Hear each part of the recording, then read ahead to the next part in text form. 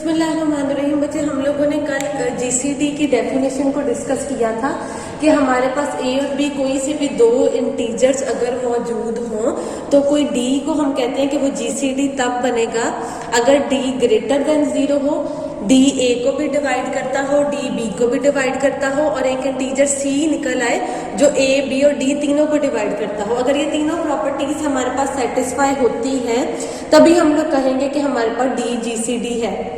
अब उसका main theorem है हमारे पास, इस थ्योरम का नाम है, इसके नाम भी आप लोग कह सकते हैं existence and uniqueness of GCD.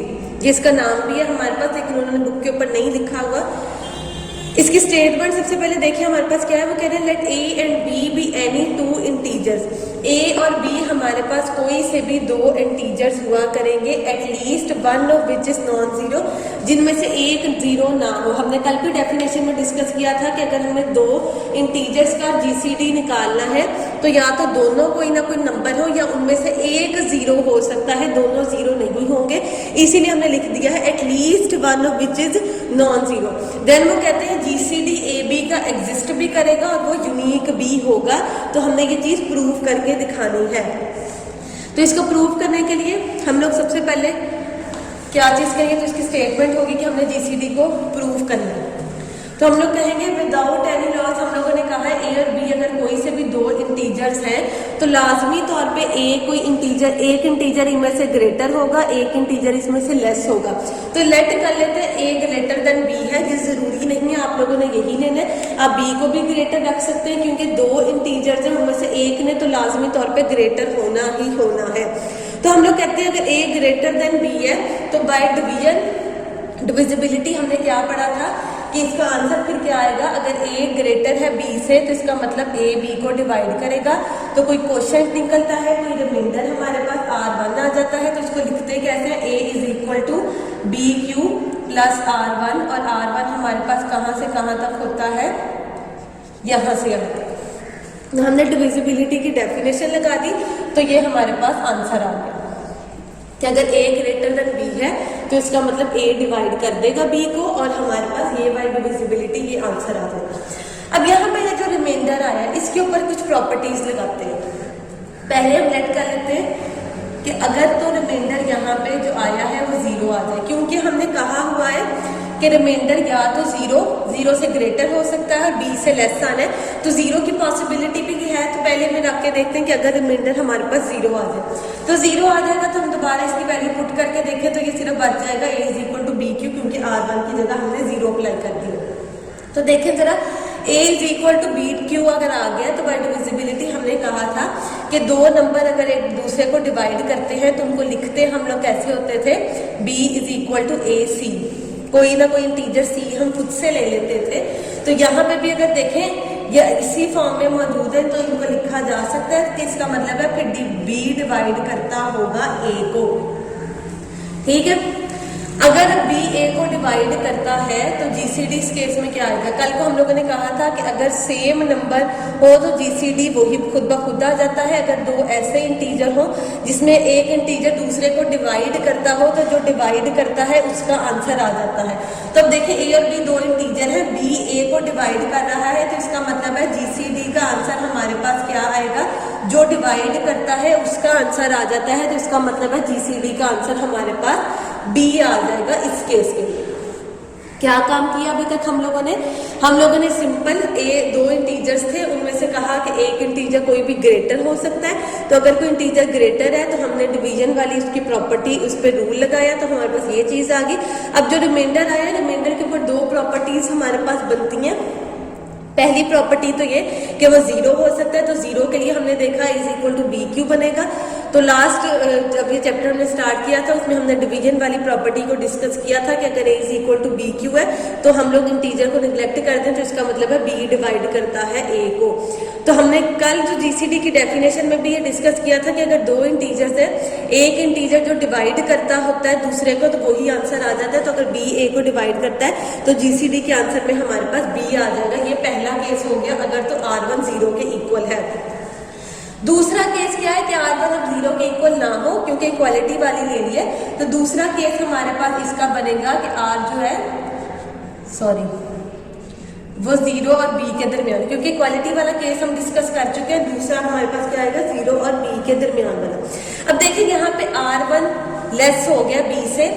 इस चीज को अगर डिस्कस किया जाए तो दोबारा से डिवीजन प्रॉपर्टी हम लोग लगा सकते हैं कि b को अंदर रखा जाए, r1 को बाहर रखा जाए। तो हमारे पास कोई कोशेंट q हम पहले ही इस्तेमाल कर चुके हैं। बेशक आप उसे अगर नंबरिंग करनी है तो बेशक पिछले वाले को 1 का नाम दे दें, इसको 2 का दे देते हैं। अब रिमाइंडर हमारे पास आ जाएगा r2। तो अभी कैसे लिखा जाएगा हमारे पास b is equal to q2 r1 plus r2 आ जाएगा। और r2 के ऊपर हमारे पास क्या शर्त होगी, या तो वो 0 से ग्रेटर है या तो वो r1 से लेस है। हमने जब r1 को 0 के इक्वल रखा तो पहला केस आ गया। r1 को अब लेस देन b रखते हैं तो हमारे पास दोबारा से डिवीजन प्रॉपर्टी उसके ऊपर लग जाएगी। अब यहां से अगर गौर करें तो जो चीज हमने इस r1 के लिए डिस्कस की थी कि उसको 0 रख के देखा था, यहाँ पे r2 के लिए भी डिस्कस करके देखते हैं। तो लेट कर लेते हैं, अगर हमारे पास r2 यहाँ पे 0 होगा तब क्या चीज बनेगी। अब अगर r2 को हम लोग 0 रख देते हैं तो हमारे पास क्या आएगा, ये हमारे पास आ जाएगा b is equal to q2 r1, क्योंकि r2 की जगह तो हम लोगों ने 0 पुट कर दिया। तो उसकी वैल्यू जब 0 हम लोग पुट करेंगे तो हमारे पास ये आंसर आ गया b is equal to r। अब इस q2 को दोबारा से अगर निगलेक्ट करें तो बाय डिवीजन हम लोगों को क्या मिलेगा कि r1 डिवाइड करता है b को। ठीक है, ये हमारे पास इंटीजर था तो हमने बाय डिविजिबिलिटी वाली प्रॉपर्टी लगाई, तो इसका मतलब है r1 डिवाइड करता है b को। अगर तो r1 b को डिवाइड करता है तो आप लोगों ने क्या कह सकते हैं, r1 अगर b को डिवाइड करता है तो b के साथ अगर हम कोई भी प्रोडक्ट ले लें उसको भी डिवाइड करेगा। तो b के साथ अगर प्रोडक्ट q1 में ले लें उसको भी डिवाइड करेगा। क्यों q1 मैंने लिया, क्योंकि r1 इसमें इस जगह पे आ रहा है। मैं ये फॉर्म कंप्लीट करना चाहती हूँ। तो देखिए अगर r1 सिर्फ b को मल्टीप्लाई करता है, डिवाइड करता है, तो b के साथ कोई भी उसका प्रोडक्ट ले लिया जाए उसको भी वो डिवाइड करेगा। तो हमने कह दिया कि वो प्रोडक्ट b q को भी साथ डिवाइड करेगा।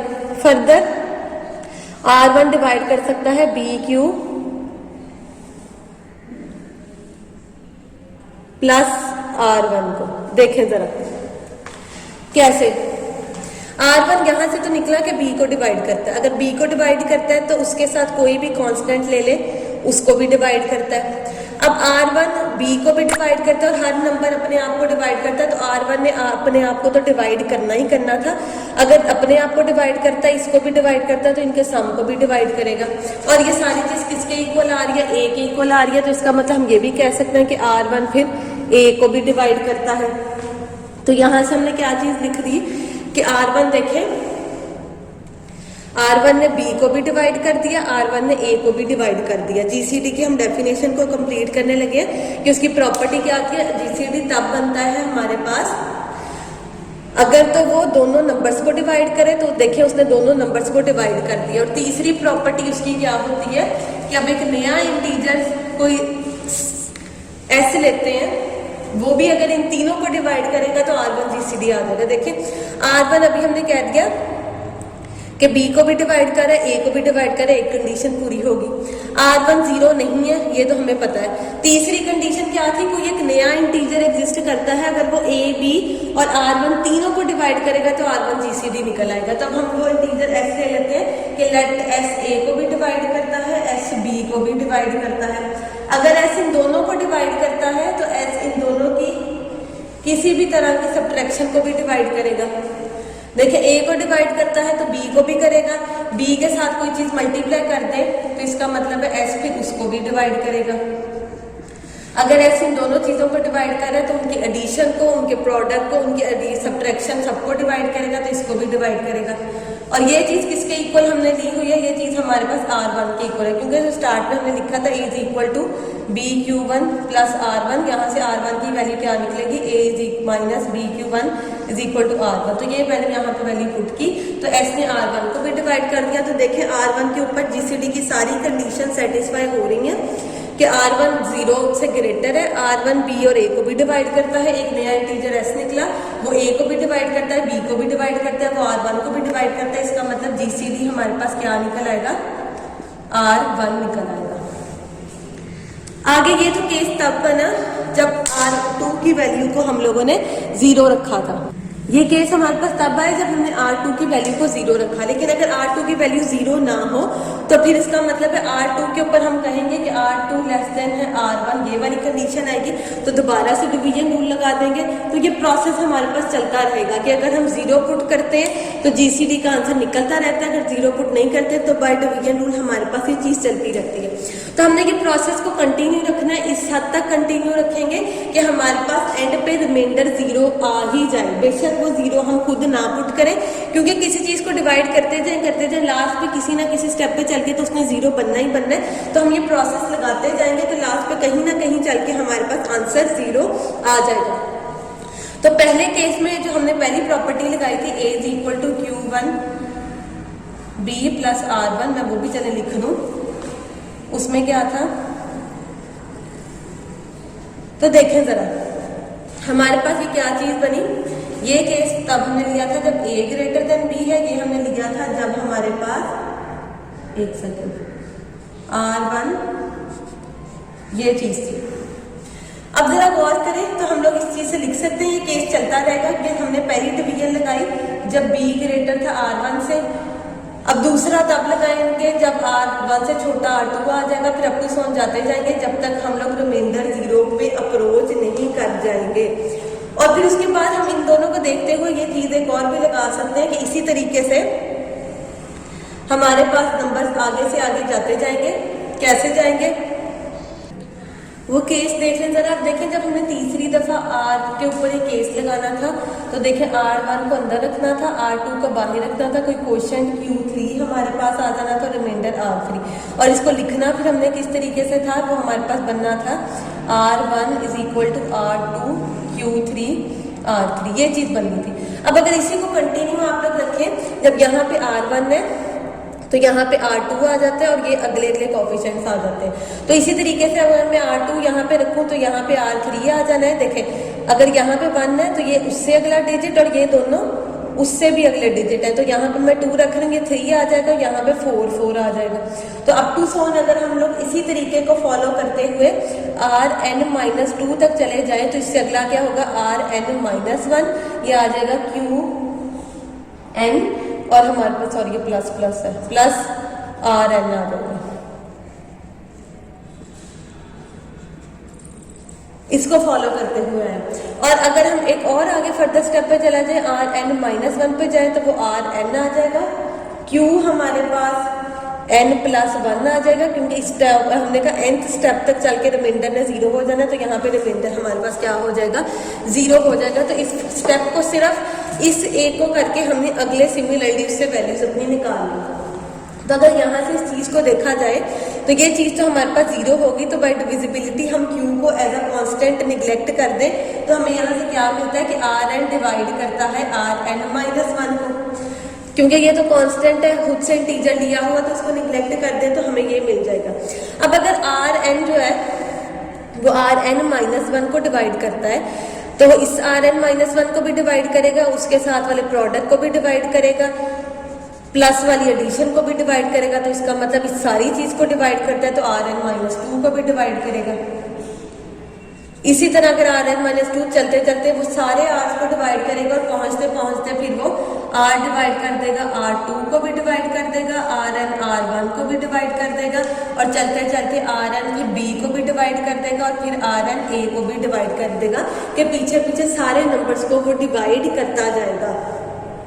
अब आगे देख लेते हैं, इसका मतलब है अब Rn हमारे पास एक टर्म निकल आई है जिसने A को भी डिवाइड कर दिया, B को भी डिवाइड कर दिया, GCD की सेकंड प्रॉपर्टी को सेटिस्फाई कर दिया। अब एक नई प्रॉपर्टी थर्ड को प्रूव करते हैं कि S एक ऐसा नंबर है जो A को भी डिवाइड करता है, S एक ऐसा नंबर है जो B को भी डिवाइड करता है। अगर वो A B दोनों को डिवाइड करता है तो पहली डेफिनेशन हमारे पास क्या थी, A is equal to B Q1 plus R1। अगर वो A B दोनों को डिवाइड करता है तो Q1 को वाली टर्म को भी डिवाइड करेगा, तो इसका मतलब है R1 को भी डिवाइड करेगा, इसका मतलब S1 जो है वो R1 को भी डिवाइड करेगा। अब अगर वो R1 को डिवाइड कर रहा है, इस सारे फैक्टर को डिवाइड करेगा, इस सारे फैक्टर में R2 आता है, तो इसका मतलब है वो R2 को डिवाइड करेगा, करते करते करते वो R3 को Rn को वो Rn तक भी डिवाइड कर देगा।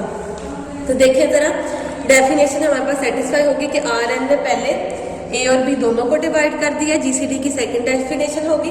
फिर एस एक ऐसा इंटीजर है जो ए को भी डिवाइड करता है, बी को भी करता है और आर एन को भी डिवाइड करता है, तो इसका मतलब है जीसीडी हमारे पास क्या आ जाएगा, ए और बी का आर एन। तो हमने इनफाइनाइट केस तक देख लिया कि हम लोग जो भी इंटीजर्स ले लें हमारे पास लाजमी तौर पे जीसीडी एग्जिस्ट करेगा ही करेगा।